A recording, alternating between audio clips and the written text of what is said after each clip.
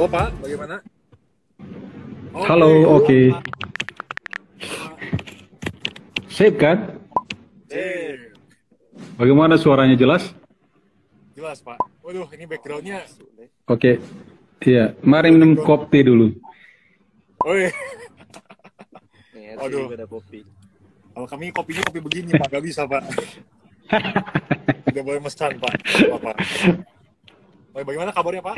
Baik Pak. Baik. Baru selesai pelayanan hari ini. Oh, baru selesai pelayanan. Iya Pak. Jadi terima kasih ya Pak sudah bergabung dengan kami. Ini saya sapa-sapa juga nih. Ada banyak yang masuk. Oh Pak, disapa tuh Pak. Oh Pak Victor katanya. Halo.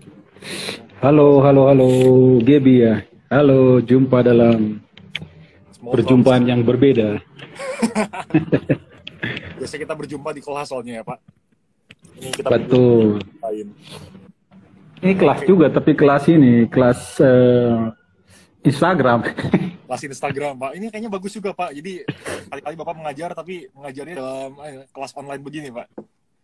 Betul. Oke Pak. Jadi pada Apalagi kalau tempatnya memang keren kayak gini kan. Aduh Pak, kami tergoda Pak. Saya juga cuma nebeng sih di sini. Gak apa-apa Pak. Yang penting kan sudah beli Pak. Sambil minum kopi sampai di Iya. biar begitu ya. Baik, Betul. Kita akan mulai Pak. Jadi pada hari ini topik kita adalah mengenai sistematik teologi. Kenapa kita harus belajar sistematik teologi ya sebagai mahasiswa STT? Apa itu sistematika teologi dan sebagainya? Gimana Tur, mau mulai? Yap. Iya Pak. Nah, Ya. Bapak. Mana sih Arthur nih? Iya Pak. Kenapa kalian kesepitan nih? biasa Pak. Kami akan mengajukan sebuah pertanyaan Pak, kan dengan tema kita kan mengenai sistematika teologi. Nah, banyak dari kita yang kurang mengetahui apa sih sistematika teologi. Mungkin Bapak bisa menjelaskan sedikit mengenai sistematika teologi Pak. Seperti apakah itu gambaran besarnya? Oke. Dik ya. Jadi sistematik teologi itu adalah salah satu dari sedikitnya 4 pilar ya. Teologi itu ya. Yang pertama itu kan disebut teologi biblika. Oke. Yang kedua itu teologi sistematik sebetulnya. Lalu yang ketiga itu teologi historika. Dan yang terakhir itu teologi praktika gitu ya. Nah, ini adalah 4 pilar yang saling berkaitan satu dengan yang lain, namun memiliki kekhususannya tersendiri. Kalau biblika itu belajar tentang bagaimana proses Alkitab menjadi Alkitab, antara lain seperti itu ya. Belajar tentang struktur bahasanya, okay? Dan belajar tentang bagaimana menafsirkan Alkitab ya. Jadi semua hal tentang isu-isu terkait Alkitab dilihat dari berbagai macam hal gitu ya, untuk kemudian kita dapat mengerti kenapa kita menyebut Alkitab itu firman Allah gitu ya. Lalu kemudian bagaimana penafsirannya, oke? Itu adalah segala hal terkait dengan biblika. Lalu kedua, nanti saya tempat kelihatannya Apa? putus-putus jaringannya ya. Iya, dari Bapaknya mungkin agak ini. Nggak apa-apa Pak. Kita lanjut Pak, boleh. Tadi Bapak sedang menjelaskan dari biblika Pak. Oke, baik ya, daripada saya buang waktu, saya sistematik ya. Yang dibedakan dengan historika itu tentang bagaimana kehidupan gereja umat Tuhan ya gitu ya. Lalu praktika bagaimana caranya kita menghidupi ajaran itu saat ini gitu ya. Nah, sistematika sendiri itu adalah tentang apa yang diajarkan oleh Alkitab. Oke. Kalau kalian berkata saya percaya di dalam iman Kristen, sebetulnya konten percayanya itu, kontennya itu adalah teologi sistematika. Oke. Nah, mari kita mengerti dengan baik apa itu sebetulnya sistematik ya. Sistematik itu dari kata sistematikos ya, sistem mutikos ya, sistem mutikos ya. Artinya itu misalnya kayak ini ya, kopi saya ini ya. Nah, ini mereknya keren ya. Oke. Itu saya tempatkan di satu tempat tertentu. agar dia menjadi teratur, tertata dengan baik, itu sistematikos namanya. Sistematikos tadi dia menempatkan pada satu posisi sehingga dia menjadi satu tempat, mendapatkan sebuah tempat yang sepantasnya untuk dia berada di situ. Oke. Lalu kedua, penempatannya di situ itu dalam pengertian juga untuk membuat dia terhubung satu dengan yang lainnya. Jadi nggak berantakan gitu ya, nggak berantakan. Sistematikos itu menempatkan sesuatu dalam suatu link yang tersistem. Itu sistem ya, sistematika ya. Oke, sistematika itu kan kata kerja aktif ya, yang menempatkan sesuatu dalam posisi sesuai tempatnya dan melihat keberadaannya saling terkait satu dengan yang lain. Lalu pertanyaannya, apa sih yang ditempatkan? Yang ditempatkan itu adalah tema-tema pengajaran di dalam Alkitab. Jadi konten daripada sistematika itu kan adalah ajarannya Alkitab. Faktor apa yang diajarkan Alkitab. Nah, jadi dia kemudian ditempatkan dalam tema-temanya. Tema-temanya itu ada 5 ya. Allah, oke. Allah, kemudian kelihatannya putus-putus terus ya. Ya, mudah-mudahan bisa diikuti dengan baik ya. Ya, sedikit, jadi itulah ya. Jadi itulah yang diposisikan ya. Jadi mana yang lebih dahulu? Apakah kita memposisikan Alkitab terlebih dahulu atau Allah terlebih dahulu gitu ya? Jadi kita menemukan bahwa dalam Alkitab itu ada tema-tema itu, ada 6 tema itu tadi ya. Ada Allah, ada Alkitab, ada ada dosa dan keselamatan, ada Kristus, ada Roh Kudus dan ada gereja gitu ya. Nah, kita menempatkannya tema-tema ini bagaimana? Pertama yang dilakukan adalah mari kita lihat keseluruhan pengajaran Alkitab terkait tema Allah, lalu terkait tema Alkitab, lalu terkait tema dosa dan keselamatan, lalu terkait dengan Kristus, lalu terkait dengan Roh Kudus dan akhirnya dengan gereja. Dari situ baru kita bisa menempatkan posisinya di mana posisi yang tepat dalam hubungan yang saling terkait dan logis di antara ke semua tema itu tadi. Oke? Jadi kalau kita berbicara sebagai sistematiknya ya itu tadi ya. Usaha menempatkan semua dalam posisi yang tepat dalam kaitannya dengan tema-tema yang lain yang ada di dalam Alkitab sebagai pengajaran daripada Alkitab itu sendiri. Oke. Itu yang pertama ya. Oke, Pak. Ya. Ya, seruput dulu. Nah, ini jadi waduh, disponsori memang ini. Gak apa-apa, Pak. Sponsori oleh kopi. Oke. Sponsornya kopi kan, Pak, jarang-jarang, Pak. Apalagi kan kalau mahasiswa butuh ya, Pak, lagi belajar ngantuk sponsor kopi begitu, Pak. Lalu ini jadi ini, Pak. Dari pertanyaan pertama tadi muncul pertanyaan kedua nih, Pak. Biasa, Pak. Karena tadi kita sudah tahu ya apa itu sistematika, katanya menempatkan apa sesuai dengan urutan yang benar gitu ya, dengan ngacak tema-tema pengajaran Alkitab ya. Ya, apakah kita bisa katakan kalau kita itu perlu sistematika supaya cara berpikir kita tidak salah begitu, Pak? Betul sekali.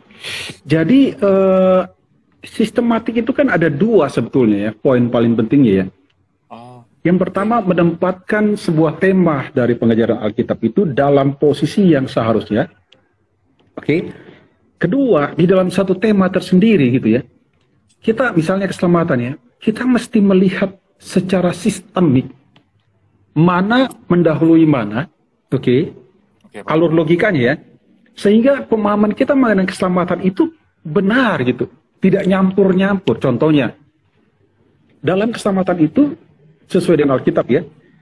Apakah manusia percaya lebih dulu atau Allah menghidupkan dia dari kematian setelah itu baru percaya? Nah, itu kan yang ada 2 aspek itu ya. Ada orang yang berkata, "Oh enggak, manusianya percaya dulu baru kemudian bisa mengalami kehidupan." Nah, itu kan urutannya udah salah itu. Sudah tidak sistemik ya berdasarkan Alkitab ya. Karena apa? Dosa kan mematikan manusia. Dosa itu kan mematikan manusia. Mana mungkin manusia bisa percaya dengan sendirinya sebelum dia dihidupkan. Kan gitu. Nah, jadi kalau ditanya apakah kita perlu apa kita memerlukan sistem yang tersistem itu dalam pengajaran Kristen, perlu sekali. Kalau tidak ada sistem, orang itu pikirnya acak kadut ya. Orang itu pikirnya tidak punya garis lurus gitu ya. Penempatannya kacau sehingga terjadi ajaran sesat itu. Oke. Jadi sistematik itu terhubung dengan ajaran yang benar atau ajaran yang sehat. Kalau tidak benar sistemnya, maka dia akan sesat gitu ya. Sama aja dengan mesin gitu ya. Kalau kita berbicara mesin gitu ya, kita mau masuk gigi berapa dulu kalau mau jalan gitu ya? Kalau baru mulai jalan, masa kita mulainya dari gigi 3? Gigi 3 nih, mobilnya masukin gigi 3. Padahal ini agak nanjak, baru mulai langsung gigi 3, ya hancur mesinnya. Mundur Pak. Kan harus tersistem. Harus tersistem, gigi 1 dulu, baru gigi 2, gitu kan?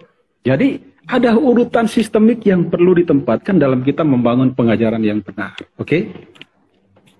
Oke, Itu kira-kira. Nah ini Juan mau bertanya katanya Pak. Diam-diam ini dia mau bertanya Pak. Woi, ngopi dulu Pak ya. Oke, mantap.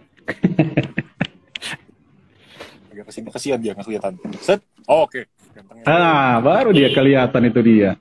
Tadi kan kita sudah lihat mengapa pentingnya kita belajar sistematika teologi kan Pak.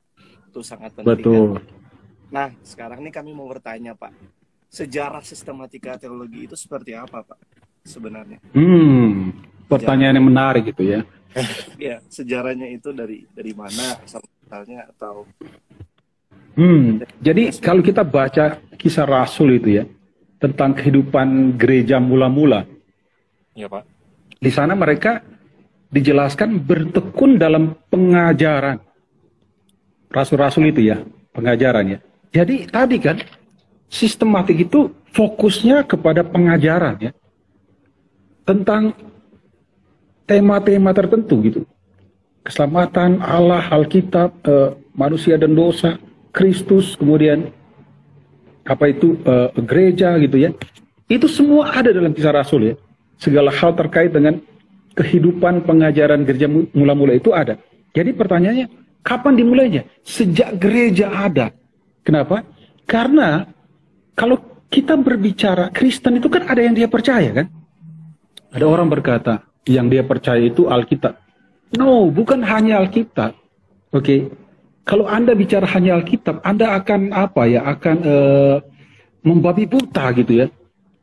Tapi Alkitab yang menunjuk kepada tema-tema tertentu, yang dari sana kita membangun pengajaran kita, itu yang dimaksud dengan saya percaya sesuatu dalam kekristenan. Yang dipercaya itulah ajaran berdasarkan Alkitab. Jadi jangan hanya Alkitab saja. Tapi dalam Alkitab itu ada tema-tema yang memang terstruktur dan terkunci dalam sistem yang sudah pasti, yang tidak boleh diubah urutannya gitu ya. Sehingga di dalam sejarah gereja mula-mula itu mereka belajar yang dimaksud terkoneksi dengan sistematik, terkoneksi dengan sistem pengajaran berdasarkan tema-tema tertentu di dalam Alkitab. Oke. Jadi kalau tanya dari mana mulainya? Dari sejak gereja pertama kali ada, karena mereka butuh yang namanya pengajaran iman. Pengajaran iman itu adalah sistematik. Nah, kalau kita berbicara dalam pengertian sejarah tentang siapa orang pertama yang disebut systematician itu ya. Systematician itu kan yang besar ada Martin Luther, ada John Calvin ya. Itu yang besar itu ya. Ada setelahnya mereka ada Bavinck gitu ya. Oh ya. Di zaman kita sekarang ada siapa itu John Frame gitu ya. Ada Pak Victor juga. Tapi systematician yang pertama yang diketahui itu namanya Origenes, itu bapak gereja ya. Oh. Jadi Origenes itu merumuskan ajaran berbasis tema di dalam Alkitab, lalu menuliskan dalam suatu buku yang merupakan buku sistematik yang pertama. Kalau sejauh yang diketahui saat ini, orang pertama yang menulis satu ajaran Kristen berdasarkan tema-tema tertentu dalam urutan yang logis, walaupun dia juga ada kekeliruannya ya. Khususnya dalam ajaran Trinitas itu Origenes mengalami kekeliruannya, tapi dia sudah berupaya mengupayakan sebuah buku yang berisi ajaran yang sangat ketat alur logisnya itu, logikanya ya, untuk menjelaskan dan mengungkapkan apa yang dipercaya oleh iman Kristen. Jadi kira-kira begitu gambaran sejarahnya ya. Dari sejak gereja awal, lalu kemudian di masa bapak-bapak gereja ada Origenes yang mengawali, lalu diikuti yang lain, dan salah satu yang besar itu adalah Agustinus gitu ya, yang menuliskan satu buku tentang kota Allah gitu ya, kota Allah, dan kemudian pengakuan dia secara pribadi. Lalu di konteks Katolik ada Thomas Aquinas ya, salah satu the best systematician di dunia ini ya, itu menuliskan buku-buku yang terkait dengan apa yang dipercaya oleh Kristen. Nah, ada salah satu lagi yang besar sekali, Karl Barth ya, menulis tentang Church Dogmatic ya, Church Dogmatic. Itu buku 13 seri yang sangat powerful ya. Itu dari seorang Karl Barth ya. Satu lagi kok saya bisa tiba-tiba ingat ya, itu Karl Rahner ya. Karl Rahner juga itu dari sisi dari sisi Katolik ya. Jadi the new Aquinas itu adalah seorang yang bernama Karl Rahner itu ya. Jadi itu seorang systematician yang besar. Jadi begitu sejarahnya dari sejak awal sekali, sejak gereja ada lalu diikuti terus berkembang pemikiran sampai dengan hari ini. Oke? Oke, Pak. Oke, siap. Altur ya Pak. Oh, dia mau bertanya. Sebentar Pak, Altur anak Bapak ini mau bertanya Pak. Ayo. Dia sudah reform sekarang. Iya. Ya Pak, tadi kalau sudah melihat dari sejarah, kira-kira Pak ya kan kadang anak muda sekarang mungkin atau anak teologi kadang berpikir sulit nggak sih Pak belajar sistematika teologi, atau adakah cara-cara tertentu untuk menolong gitu mahasiswa untuk lebih memahami bagaimana mempelajari sistematika teologi? Sebenarnya gini, ada 3 ya paling sedikit pendekatan untuk belajar sistematik teologi ya. Poin pertamanya harus disatukan berdasarkan tema-tema dulu ya. Jadi di dalam Alkitab itu ada tema Allah gitu ya. Ada tema Alkitab itu sendiri, ada tema dosa dan keselamatan, ada tema Kristus, ada Roh Kudus, dan ada gereja tadi 6 itu ya. Lalu kemudian misalnya kamu mau belajar tentang Allah gitu ya. Jadi by concordance itu ya yang pertama ya. By concordance itu adalah, kalau sekarang kan sudah hampir tidak ada buku konkordansi, tapi kalau di perpus masih ada gitu ya. Karena kita sudah punya Alkitab yang elektronik ya, jadi gampang sekali mencari tema-tema itu ya. Tapi sebetulnya kalau konkordansi itu disusun secara lebih bertanggung jawab oleh ahlinya. Nah, jadi by concordance itu dilihat tema Alkitab tentang Allah itu dalam Alkitab muncul di mana aja gitu, oke? Jadi dilihat lihat semua ayat-ayat itu apa yang diajarkan oleh ayat-ayat itu tentang Allah gitu ya. Nah, jadi pendekatannya adalah pendekatan yang sangat simpel itu ya.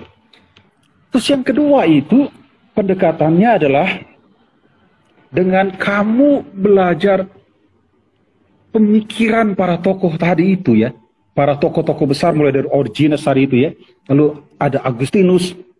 Lalu setelah Agustinus ada Thomas Aquinas ya. Setelah Thomas Aquinas itu ada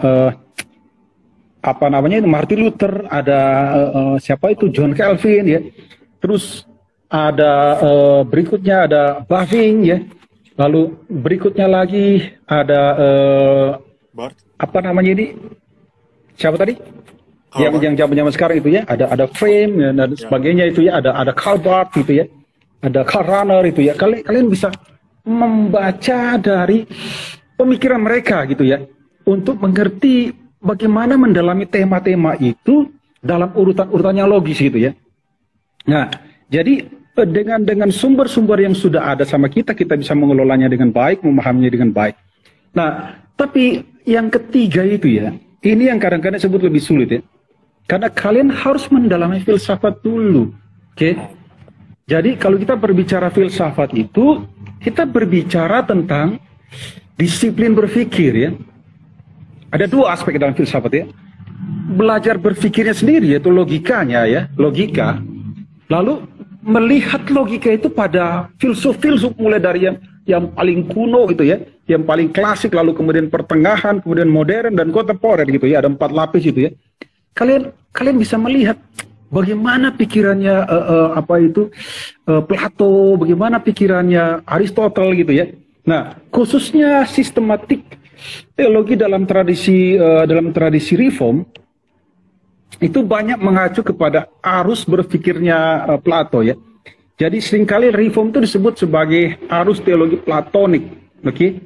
Karena titik tolaknya itu adalah hal yang ideal.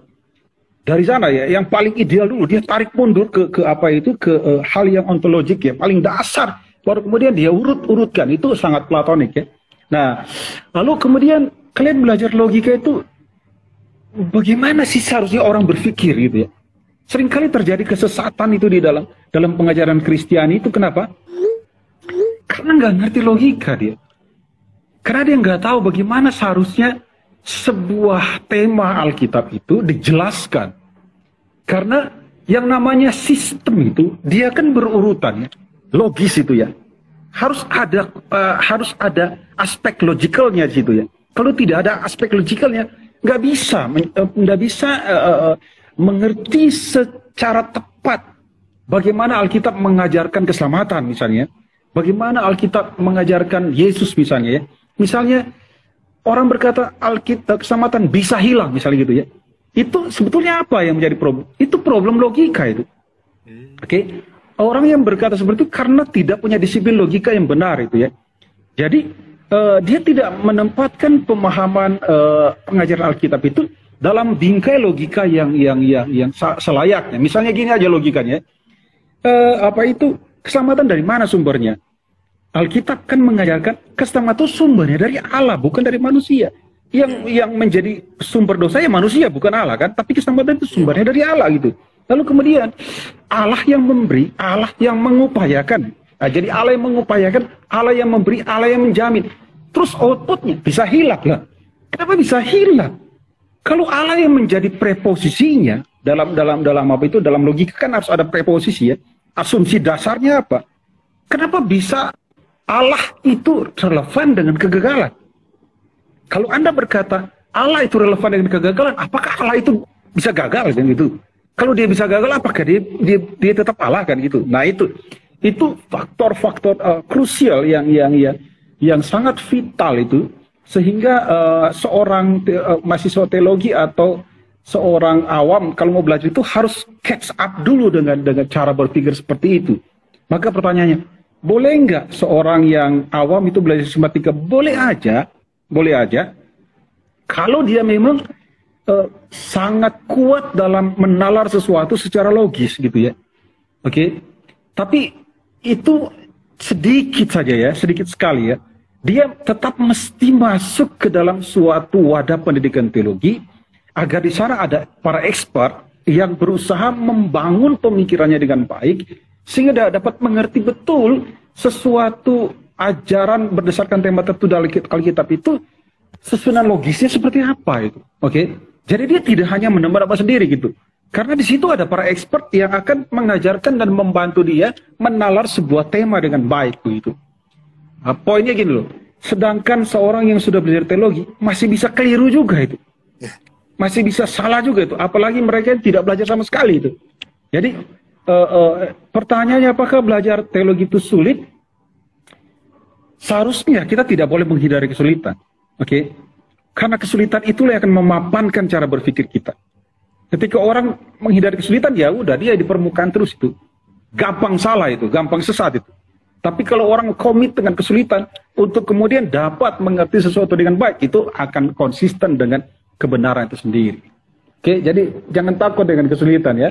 Siap, Mari Pak. sama-sama kita hadapi dan kita mantapkan dia. Mantap. Mantap, Pak. Pak. Ada komennya nih, Pak. Oke. Ada komen nih, Pak. Kapurna Marinata katanya. Jadi ingat mata kuliah kalau berpikir katanya. Oh, Oh, Arthur sama Ray paling terlihat berasa. Enggak, Kak, tenang, Kak, belum, Kak. iya Renata paling paham itu ya. Karena saya tekan benar ya, kalau kita tidak punya sistem dalam berpikir, ya kita tidak bisa berpikir itu. Karena berpikir itu harus ada sistemnya itu. Iya. Yo, Pak, mana lagi nih? Penting sekali berpikir logis dan sistematis, Pak, biar teologinya nggak fail katanya. Betul itu. Kalau tidak punya logika yang ketat itu fail itu cara berpikirnya nanti. Memang beda ya Pak kalau yang sudah alumni dengan kami yang masih baru-baru ini. Belum merasakan begitu ya Pak. Mereka semua udah pernah digetok sama cara berpikir kita itu. Oke Pak, nah ini saya jadi ini juga Pak. Tadi kan kita sudah lihat ya, ternyata kalau dibilang sulit, ada kesulitannya begitu. Bukan berarti semuanya sulit, tapi ada. Ya. Tadi ternyata bisa Betul. bisa kita lewat sejarahnya, pemikiran-pemikiran yang ada dari dulu sampai sekarang seperti apa, atau bisa lewat filsafat Pak. Nah, jadi juga Pak, kalau kita belajar sistematika teologi, sebenarnya apa saja sih Pak yang kita pelajari? Kalau tadi kan kita lihatnya memang ada abangnya doktrin Allah, doktrin apa. Tapi sebenarnya apa saja Pak? Apakah filsafat juga kita belajar? Apakah ada ilmu-ilmu lain pelajari juga atau bagaimana Pak? Jadi gini ya, ajaran Alkitab itu sudah ada dalam Alkitab kan? Iya Pak. Tapi bagaimana cara mengungkapnya itu ya, menarik keluar dan memahaminya dengan tepat itu ya, itu membutuhkan alat ya. Jadi alat itu namanya filsafat ya. Dalam abad pertengahan itu ada namanya Ancilla Theologiae itu ya. Maksudnya apa itu? Filsafat itu budaknya teologi. Oke? Jadi filsafat itu menjadi alat kerja untuk memahami teologi gitu ya.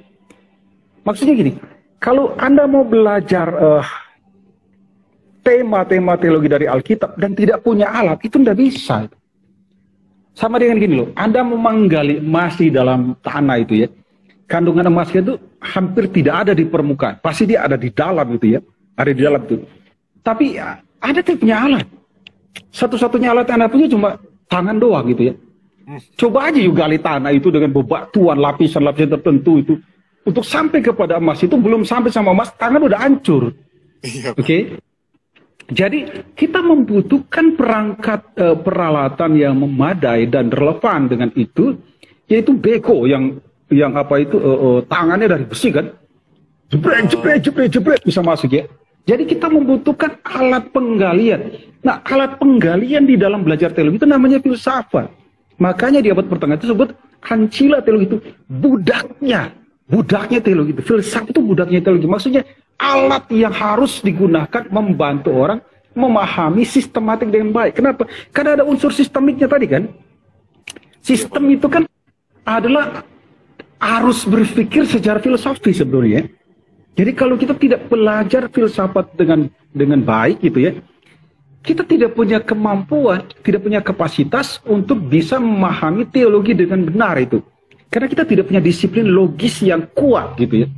Jadi pentingnya belajar filsafat itu agar kita memiliki struktur logis yang kuat sebelum kemudian kita mendekati tema daripada Alkitab itu. Masalahnya, misalnya tema keselamatannya, dia memiliki aspek-aspek yang banyak di dalam itu. Tema keselamatan, banyak aspeknya. Pertanyaannya, bagaimana cara kita menempatkan aspek tertentu di posisi pertama, di posisi kedua, di posisi ketiga, agar posisi itu membentuk pemikiran yang benar itu membutuhkan sebuah disiplin logis yang ketat gitu. Oke?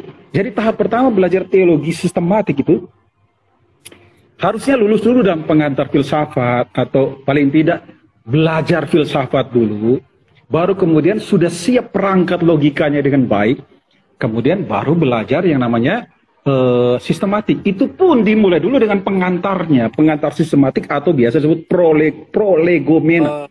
Oke? Untuk mempersiapkan kita memahami betul bahwa dibutuhkan disiplin filsafat dalam mendekati tema-tema Alkitab itu agar dapat memahaminya dengan benar, dengan tepat gitu ya. Oke, kira-kira itu gambarannya bagaimana step-stepnya untuk belajar teologi dengan baik. Nah, dalam hal ini jangan takut dengan kesulitannya. Kesulitan sekali lagi mendewasakan cara berpikir kita. Di sini problemnya kalau orang tidak mau berpikir sulit, dia dekat dengan kesesatan itu ya. Oke. Tetapi terlalu sulit juga bisa juga jadi sesat juga ya. Tapi yang paling dibutuhkan ini adalah apa? Yang paling dibutuhkan adalah komitmen yang kuat terhadap struktur logika yang benar. Tidak itu dimulai dari disiplin filosofi yang baik. Oke. Oh, berarti dari filsafat dulu ya Pak. Pertamanya filsafat, baru mungkin masuk ke bagian yang lain gitu ya. Betul. Kalau seperti teologi biblika, kita belajar pengantarnya dulu gitu kan. Pengantar biblikanya dulu, lalu masuk ke aspek yang sulit itu sistematik eksegetikal ya. Lalu kemudian nanti masuk ke hermeneutik gitu. Jadi ada tahapannya juga sama dengan sistematik. Oke, Pak. Ya. Nah ini, nggak bisa gitu. Digeser dulu. Aduh, itu kopi menggoda sekali, Pak. Seksi tunjuk ya. Mereknya Kope ya. Kopi. Ya. Siap, Pak. Yang ada di Ciwok ya. Siap, Pak. Siapa tahu di endorse, Pak. Oke. Jadi Pak, tadi kan Bapak sudah jelaskan tentang metode berpikir sampai filsafat juga dan juga sistematika teologi yang kita pelajari dengan mudahnya seperti apa ya Pak. Sekarang ini kami mau nanya Pak, apa saja cabang dari sistematika teologi? Nah, sebetulnya dia tidak bisa dicabangkan sebetulnya. Oke. Karena sistematik itu sudah ada tema-tema di dalam Alkitab ya. Cuma memang kita tidak dapat menghindari yang namanya aras. Aras itu seperti cabang lah, bisa juga disebut begitu ya. Kenapa? Karena untuk mendekati sebuah tema Alkitab itu kan. Tadi kan saya katakan kita perlu filsafat untuk apa? Membangun perspektif. Kan? Jadi titik lihatnya, sudut pandangnya itu ya, itu yang dibutuhkan untuk melihat tema-tema pengajaran Alkitab itu dengan benar itu ya. Akhirnya kita tidak dapat menghindari aras ya. Aras itu paling tidak ada 3 ya. Oke, Pak. Katolikisme, oke. Lalu kemudian Protestanisme gitu ya. Lalu kemudian after Protestanisme ada 3 ya. Katolikisme duluan kan. Setelah itu kan ada Protestanisme kan. Lalu kemudian ada after Protestanisme itu ya. Ini ada karismatik, ada Pentakosta dan sebagainya gitu ya. Nah, misalnya kalau Katolikisme itu ya, cenderungnya mereka itu kayak satu cara berpikirnya ya.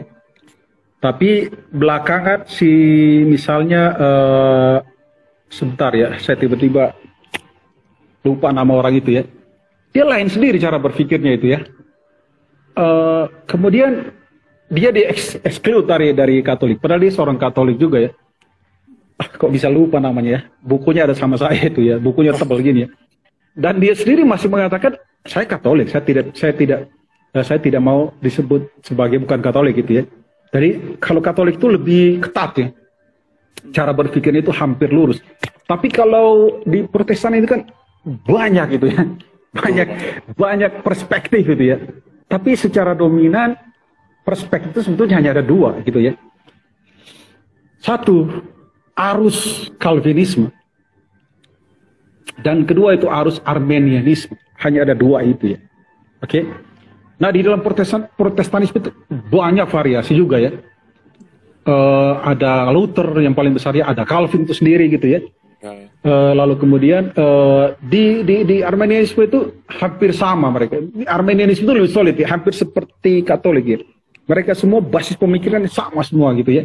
Nah, jadi sebetulnya itu yang mirip seperti cabang. Tapi kita tidak sebut itu sebagai cabang. Itu adalah sudut pandang tertentu dalam melihat tema-tema Alkitab dalam urutan-urutan logikanya tadi itu, gitu ya. Namun kita tidak bisa menghindarinya sehingga kita bilang, oh saya ini seorang reform, oh juga seorang Arminian, tidak bisa itu, tidak mungkin. Seorang reform, ya, pasti seorang reform tidak bisa campur dengan Arminian. Demikian pula seorang Arminian pasti Arminian tidak bisa campur dengan reform. Tidak ada yang reform setengah, Arminian setengah, nggak ada itu, oke? Itu orang yang tanggung itu berarti nggak belajar dengan benar ya. Pasti dia akan menegas itu ya. Saya reform, saya Arminian. Nah, ini yang kesannya seperti cabang. Sebetulnya sistematik itu tidak ada cabangnya karena Alkitab itu ya hanya ada 6 tema utama ini tadi ya. Nah, dalam melihat tema itu terjadilah aras berbasis perspektif logis dalam melihat tema-tema itu. Makanya ada yang namanya tadi 3 kan, Katolikisme, Protestanisme dan after Protestanisme. Itu 3 kan. Nah di dalam Protestan sendiri itu ada beberapa lagi gitu ya. Tapi sekali lagi itu adalah perspektif, sudut pandang filosofis dalam melihat tema-tema kita. Kira-kira seperti itu. Oke Pak, yang penting berarti jangan setengah-setengah ya Pak. Iya, nanggung-nanggung itu kan nggak jelas itu kan. Iya. Kalau orang juga mencintai orang lain kan nggak bisa nanggung kan. Iya Pak. Arthur masih Armenian kayaknya Pak. Enggak. Itu yang saya ragu ini. Enggak Pak, tenang Pak. Tidak, dia udah reform dengan baik gitu ya. Mau bertanya terakhir.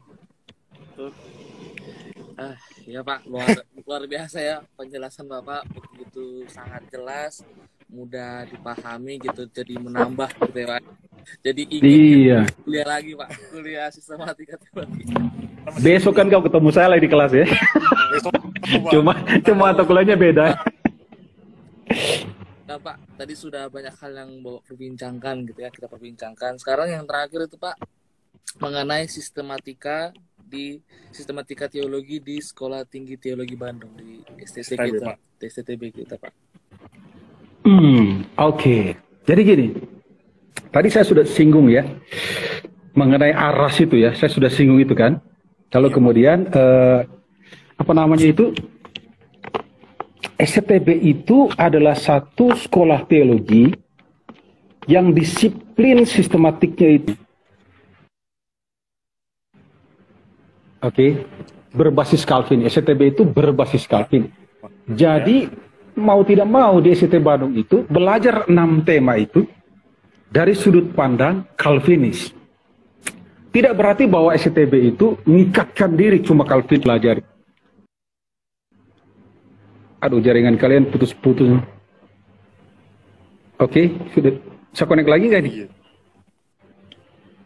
Coba Pak. Bisa Pak, masuk. Connect lagi? Aman Pak. Nah, oke. Ya, jadi STT Bandung itu punya basisnya. Gini, belajar sistematik itu nggak bisa tanpa basis. Nggak boleh. Jadi, seorang setelah punya disiplin berpikir filosofis dengan benar gitu ya, dia akan bersifat radix ya. Radix itu berarti dia join kepada basis tertentu gitu ya. Nah, dari basis itulah dia mempelajari tema itu dengan lebih terfokus. Ya, basis itu ya aras tadi ya. Nah, STT Bandung itu menempatkan diri pada aras Calvinisme, atau lebih spesifik lagi ke dalam perspektif reform gitu ya, reform khususnya ya, sehingga bangunan teologi sistematik yang ada di STTB itu adalah bangunan teologi yang sifatnya reform gitu ya. Nah, dari perspektif reform itulah kita mendalami 6 tema itu. Dengan kata lain, logika yang ada dalam disiplin pemikiran reform itu yang kita gunakan sebagai perangkat dalam belajar dan memahami ke-6 tema di dalam tema-tema teologi sistematik itu. Kira-kira seperti itu. Mungkin dari pemirsa kita ada pertanyaan atau apa gitu? Saya seruput dulu lagi ya. Boleh Pak. Seruput Pak. Silakan kita cek-cek dulu nih. Ini banyak juga nih. Saya bikin ingin kalian itu. Silakan untuk penonton boleh bertanya sesuatu kepada Pak Victor. Adakah yang bertanya? Mungkin ada yang berkata, Pak, ajaran keliru itu kayak apa misalnya gitu. Nah itu ini juga ya. Tapi kan tadi Bapak sudah jelaskan Pak, ajaran keliru itu kan kalau tadi metode berpikirnya agak jelas Pak. Awalnya. Apa? Jadi sebetulnya kan ajaran dalam Alkitab itu sudah punya tema tadi 6 ya. Tapi bagaimana menjelaskan ke-6 tema itu dibutuhkan sistem berpikir kan. Oke. Nah, ajaran yang salah itu waktu sistem berpikirnya salah. Oke. Maka outputnya itu ajarannya keliru juga. Jadi bukan ajaran Alkitabnya yang salah gitu ya. Allahnya, Alkitabnya, dosa dan keselamatan, Yesus dan kemudian Yesus, Roh Kudus, gereja itu tidak salah semua. Tapi bagaimana orang membangun pemikiran terhadap tema-tema itu yang salah. Di situ faktor kritikalnya ya. Waktu urut-urutannya kelirulah dia dalam pengajarannya. Oke. Oke Pak. Mungkin boleh juga Pak contoh apa ya? Produk dari sistematika teologi Pak. Selain doktrin kan kalau produknya kita, harusnya produknya sistematikan. Tapi apa lagi Pak selain itu? Mungkin ada produk-produk lainnya? Nah, gini. Sistematik itu seringkali disebut doktrin juga ya. Doktrin itu adalah pengajaran berbasis perspektif kritis itu ya. Jadi itu yang disebut doktrin ya. Jangan keliru ya. Siap. Nah, yang menarik ya, ke dalam tradisi pengajaran gerejawi ada dua istilah yang sering digunakan, yaitu dogmatika dan sistematika itu sendiri ya. Jadi gini, dogmatik itu sering digunakan di Eropa ya, Eropa pada umumnya ya, khususnya Belanda sama di Belanda dan Jerman ya, mereka suka menggunakan kata dogma. Kenapa? Karena itu menyangkut ada tema-tema pengajaran Alkitab yang sudah baku dan tidak boleh salah, makanya menggunakan kata dogmatik gitu ya. Nah, tapi di Amerika khususnya, mereka lebih senang menggunakan kata sistemik ya. Amerika, Inggris ya, Inggris juga bagian dari Eropa sebetulnya. Kenapa? Karena mereka, maksudnya gini, kita perlu memahami kenapa sebuah ajaran itu bersifat baku, bersifat absolut. Karena bukan baku secara membabi buta, tapi baku karena ada struktur logika yang ketat di dalamnya, yang tidak boleh salah susun. Yang tadi saya gambarkan ini, kalau kita mau naik mobil ya, agak sedikit menanjak ya, kita jangan masuk gigi 3 dulu, atau malah gigi 4, itu hancur itu kan. Mesinnya begitu jalan jebret langsung hancur itu ya. Nah, dia mesti dari satu ya. Jadi pola 1, 2, 3, 4, 5 itu yang membuat mesin itu absolut, tidak boleh dirubah-rubah sistemnya. Begitu juga pengajaran ya. Jadi penggunaan sistematik itu, sistem itu ya, perkataan sistem itu mau menjelaskan bahwa kita join dengan satu pengajaran yang ketat, yang absolut, karena kita paham ada struktur logika yang tidak boleh diubah di dalamnya. Oke? Jadi kalau ditanya produknya memang berupa buku sebetulnya, berupa buku-buku sistematik yang tadi saya katakan ya. Kalau kita STB misalnya haluan reform ya, kita merujuk kepada yang paling klasik itu Calvin dulu ya. Kemudian yang kedua ada Bavinck ya, Herman Bavinck. Yang ketiga itu ada yang sekarang ini masih ada ya, yaitu John Frame itu ya, John Frame. Kita merujuk ke situ ya. Jadi produk-produk mereka ini yang ada juga Anthony Hoekema ya, tapi Anthony Hoekema hampir tidak menulis seluruh tema itu secara lengkap ya. Yang kita sebut sistematik itu ya menulis lengkap ya. Kadang-kadang meninjau ke Calvert, kira-kira seperti itu ya, kadang-kadang ya. Tapi produk-produk yang kuat yang kita gunakan saat ini ya seperti yang tadi saya sebutkan itu Calvin, Bavinck, John Frame dan lain sebagainya gitu ya. Kira-kira seperti itu kalau kita bicara produknya. Oke Pak. Terakhir boleh Pak? Ini apa namanya, penasaran gitu Pak. Kenapa terakhir ini? Wah, terlalu cepat ini kalau terakhir. Oke. Ini di satu ini juga ya Pak, barangkali pertanyaan yang kadang-kadang cukup banyak ditanya orang. Apalagi berkaitan dengan ini Pak, antara ortodoksi ortopraksi begitu. Kalau kita belajar sistematika teologi, kita belajar doktrin, itu sebenarnya penerapan dalam kehidupan sehari-harinya Pak gitu. Aplikasi itu seperti apa Pak? Karena kan kadang-kadang doktrin itu seperti sesuatu yang sangat tinggi begitu. Atau gini loh, kita perlu clear dengan yang dimaksud mengenai ortodoksi dan ortopraksi. Itu dua hal yang tidak boleh nggak ada dalam hidup Kristiani ya. Iya, Pak. Ortodoksi itu kan standar kebenaran yang kita gunakan gitu ya. Iya. Standar kebenaran. Jadi ada doksinya ya. Doksi itu ada dogmanya itu ya. Ada suatu perangkat pengajaran yang kita pegang kuat. Itu yang menjadi pengukur. Itu ortodoksi kan alat ukur ya. Untuk menentukan mana yang benar, mana yang salah gitu ya. Dan itu tidak boleh salah kalian mengambilnya itu ya. Sekali lagi ya, aspek logikalnya ya di dalam itu ya, struktur logikanya itu harus betul-betul ketat dan kalian tangkap dengan baik, lalu kalian pegang itu. Misalnya kita dalam arus reform, kita pegang sebagai ortodoksi kita itu ya. Oke? Dan ortopraksi itu bagaimana si dogma tadi itu kita munculkan dalam kehidupan kita. Karena sebetulnya hidup kita itu kan tentang menjalani kepercayaan kita. Nah, iya Pak. Oke, menjalani keyakinan kita. Kalau hidup tidak punya kepercayaan, berarti Anda tidak punya standar dalam kehidupan ini gitu ya. Dan kalau kita punya kepercayaan, itu harusnya berfungsi sebagai standar. Jangan orang Kristen gitu ya, Kristen doang namanya ya, tidak punya doksinya, tidak punya dogmanya dalam pikirannya ya. Jangan pernah jadi orang Kristen yang tidak connect kepada suatu ajaran tertentu yang dipegang sebagai standar kebenaran. Itu Kristen masih bagus disebut KTP, itu Kristen abal-abal lah kira-kira seperti itu ya. Ya, yang tidak tahu membedakan mana yang tidak, mana yang boleh gitu ya, karena tidak punya doksi. Tapi kalau sudah punya doksi, muncul karena itu dalam kehidupan dia menjadi ortopraksis. Praksis itu kan datang something yang saya lakukan, oke? Ya. Yang ortodoksi itu kan apa yang saya mengerti ya. Ortopraksi itu kan apa yang saya lakukan dari apa yang saya mengerti. Jadi dua aspek ini tidak boleh terpisah satu dengan yang lain. So belajar doktrin dengan benar, jangan sampai salah. Kenapa? Karena aspek ortopraksinya akan salah juga kalau ortodoksi salah. Oke? Berarti di situ ya Pak kaitannya ya. Kadang-kadang kan orang Betul. menganggap oh ya udah satu saja begitu ya. Misalnya ya, saya kasih contoh ya. Ada orang Kristen yang tidak sadar kalau dia itu sedang menghidupi spirit Judas gitu ya. Gini, kita kan dalam masa raya Paskah ini ya. Masih gini, Judas itu kan ini mindsetnya itu ya. Bagaimana cara saya ngikuti sudah saya dapat keuntungan yang besar gitu. Misalnya ada orang yang berkata begini, yuk beriman ya, beriman sekuat-kuatnya agar kau makin kaya. Itu Yudas itu. Itu mindset Yudas itu. Yuk beriman, makin untung gitu.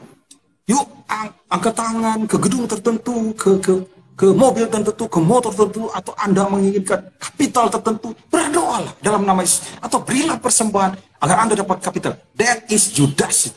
Kenapa? Karena mindsetnya bagaimana percaya untuk mendatangkan keuntungan. Judas itu kayak gitu. Itu kenapa? Karena doksanya itu ya, konsep berpikirnya itu, dogmatiknya itu keliru itu. Akhirnya praksisnya juga keliru banget itu. So, kalau gereja tidak punya konsentrasi terhadap sistematik teologi, hancur itu gereja. Jemaatnya juga kacau balau dalam praktik hidupnya. Makanya konsentrasi gereja harus clear ya. Yuk perkuat dogmamu dengan baik agar praksis hidup daripada jemaat itu baik dan benar dan memuliakan nama Tuhan. Oke. Oh, oke Pak.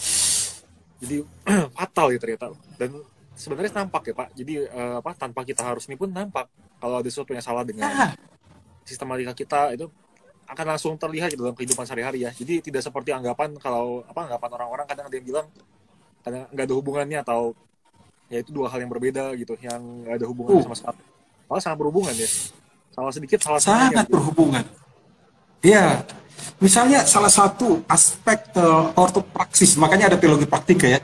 Yang penting tapi seringkali diabaikan namanya apologetik. Apologetik itu bagaimana kita mempertahankan apa yang kita yakini dalam suatu disiplin logis yang tepat gitu ya. Misalnya saya percaya keselamatan tidak bisa hilang. Oke? Ada orang menuduh keselamatan bisa hilang gitu ya. Loh, kita mempertahankan keselamatan tidak hilang. Kenapa? Karena kita tahu itu. Alur logikanya itu kita tahu itu. Loh, kita jelaskan sama orang-orang yang mengatakan keselamatan bisa hilang itu untuk mematahkan pikirannya. Kenapa? Karena kita tahu dogmanya dengan benar itu. Oke? Dalam aspek praktikanya, dalam aspek praksisnya, saya memiliki komitmen yang kuat terhadap apa yang saya yakini dan saya mampu menjelaskan kenapa saya meyakini hal itu. Itu aspek apologetis namanya ya. Nah, aspek praksisnya lagi apa? Kalau saya percaya keselamatan tidak hilang itu ya, dan kemudian saya sudah punya sesuatu yang benar itu dalam diri saya, maka saya hidup untuk apa? Untuk betul-betul menyukakan hati Tuhan.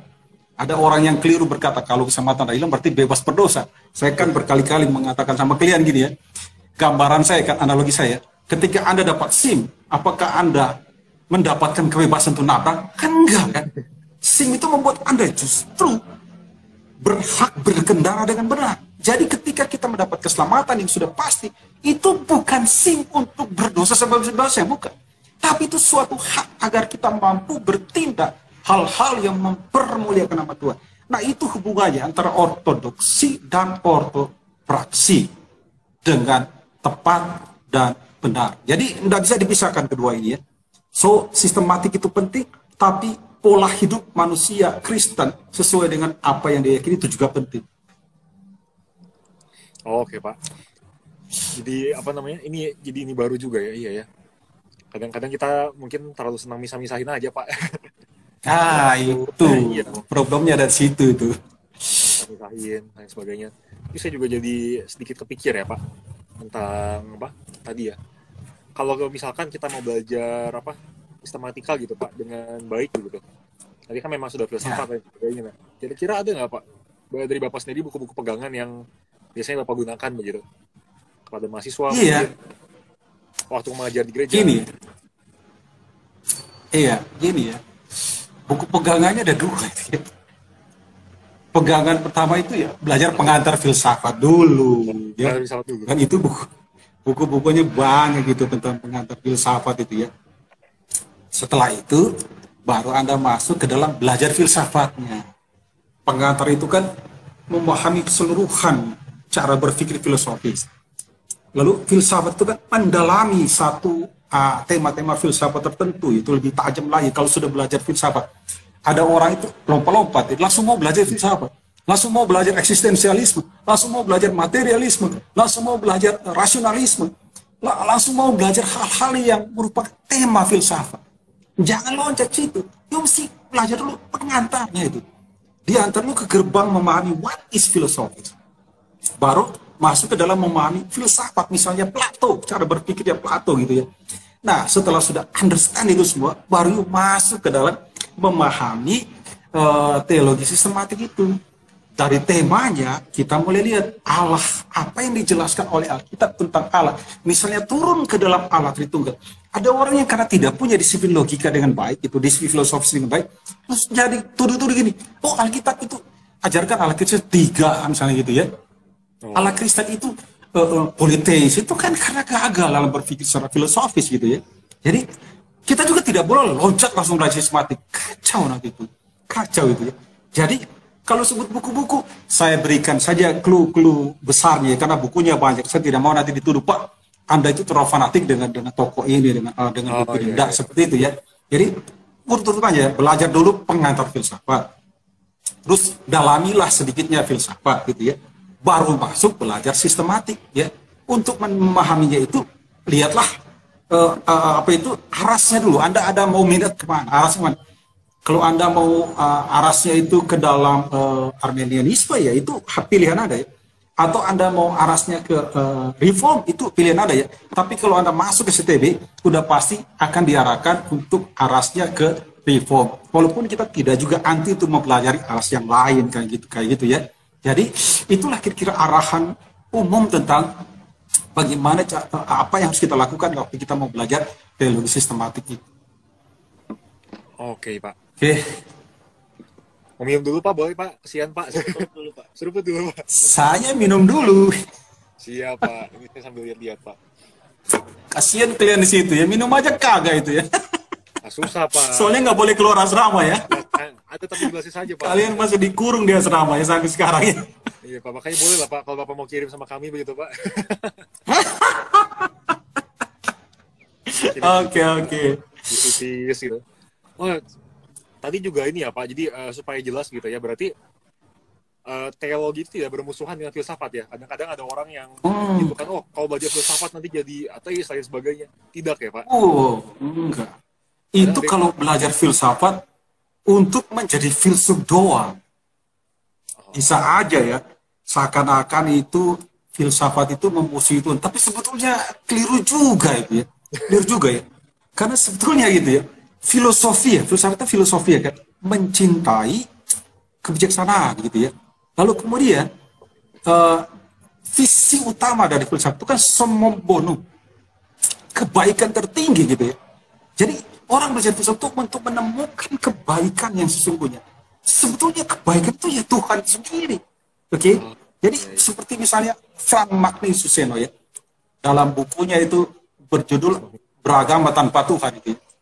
Jadi dia berkata begini, sebetulnya seluruh filsafat itu, kalau belajar sungguh-sungguh, dia sedang mengarahkan kita kepada yang ultimate. Yang ultimate itu Tuhan. Jadi puncak daripada pencarian filosofis itu ya teologis, gitu ya.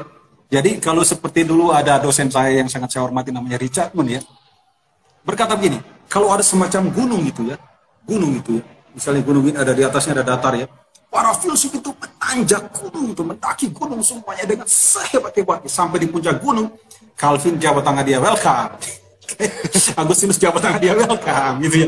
Kenapa Anda sudah sampai ke puncaknya, yaitu apa? Teologi. Oke. Jadi tidak ada itu permusuhan antara filsafat dengan teologi, tidak ada. Justru filsafat itu menjadi alat penting untuk menggali teologi dengan konsisten. Oke. Oke Pak, berarti tidak ada permusuhan antara teologi dan filsafat, orangnya bermusuhan ya Pak. Orangnya itu yang bikin jadi permusuhan sendiri gitu. Bukan salah ilmunya berarti ya. Betul. Misalnya ini saya kasih contoh ya. Misalnya Kierkegaard dengan Sartre itu dua filsuf besar dari arus eksistensialisme ya. Iya. Itu siapa itu Kierkegaard itu justru dengan filsafat makin menemukan jati dirinya di hadapan Tuhan. Nah, Sartre lagi berbeda itu. Dia kan seorang ateis itu. Karena dia menolak bahwa ada yang apa itu membentuk saya itu ya. Ada yang membentuk saya itu. Justru saya yang membentuk diri sendiri itu ya. Jadi titik tolaknya itu adalah bagaimana dia melihat saya ada sendiri gitu. Nah, ketika dia berkata saya ada sendiri dan dia berada dalam arus ateis itu, sebetulnya keberadaannya saya selalu dipertandingkan dengan Tuhan. Oke. Orang tidak bisa jadi ateis kalau dia tidak mengasumsi Tuhan. Dia harus mengasumsi Tuhan dan melawan Tuhan supaya dia jadi ateis kan gitu.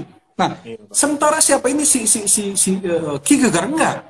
Dia dari belajar filsafat induksinya sampai ke satu titik bahwa semuanya berasal dari Tuhan itu ya. Nilai yang kita bangun itu sebetulnya basisnya dari Tuhan. Jadi kedua-duanya itu konsen kepada teologi sebetulnya. Cuma yang satu itu konsisten, yang satu itu inkonsisten. Makanya satu itu jadi seorang yang bermuara pada teologi pada akhirnya, dan yang satu bermuara pada ateis. Kenapa? Yang satu konsisten dengan visi filosofis, yang satu menolak. Kira-kira seperti itu. Oke Pak, ini mendalami. Jadi ingat ya, buat orang-orang yang masih menonton, tonton kami, ingat filsafat dan teologi itu tidak bermusuhan. Yang bermusuhan hanya orangnya. Yang penting ya kita belajar baik-baik, jangan sampai salah begitu ya. Berarti cara berpikirnya jangan sampai salah, nanti sesat begitu. Betul. Oke Pak, mungkin ini udah jam. Oke. Gua Pak, kita sudah sejam lebih Bapak. Oke. Terasa loh Pak. Nggak terasa ya. Iya Pak. Biasa kan kelas saya kelebihan jam itu ya. Kalau pas Bapak lanjut terus. Lanjut terus Pak. Datang orangnya Pak. Gas terus. Gas terus. Oke. Siap. Ada ini Pak, mungkin closing statement dari Bapak? Ya, closing statement saya adalah please konsen penuh Anda mahasiswa teologi untuk mampu memahami teologi sistematik dengan baik. Karena itu jantung gereja. Sistematik yang salah akan merusak gereja. Ortodoksi yang salah akan merusak ortopraksi. So, betul-betul komit. Selama belajar teologi, saya belajar dengan baik agar jemaat mampu hidup dengan kebenaran yang tepat. Oke, kira-kira seperti itu. Oke Pak. Terima kasih banyak Pak untuk statementnya, belajar dengan baik-baik ya. Sama-sama. Kita bisa menjadi penerus-penerus gereja yang baik juga. Oke semuanya, terima kasih ikuti small talk kami ya. Kenapa? Mau nampak dia? Kenapa lagi Pak? Nampak. Oh enggak. Saya kira mau nampak. Oke. Oke, terima kasih semuanya. Terima kasih Bapak Victor ya, menjelaskan yang begitu baik. Sama-sama. Sampai ketemu. Kalau teman-teman mau pilih STT, mau mencari gitu ya, di mana di Bandung kira-kira ada STT yang harus pengajarannya harus arasnya reform dan punya sistematika juga, kita belajar sistematika dengan baik, boleh langsung ke sekolah tinggi. Welcome to STT. Welcome to STT. Yeah. Oke, terima kasih semua. Ya, nggak kelihatan sih. Sampai ketemu lagi. Bye. Sampai ketemu lagi di Small Talk. Sampai ketemu lagi Pak. Ketemu lagi semuanya. Terima kasih sudah menonton. Oke, God bless.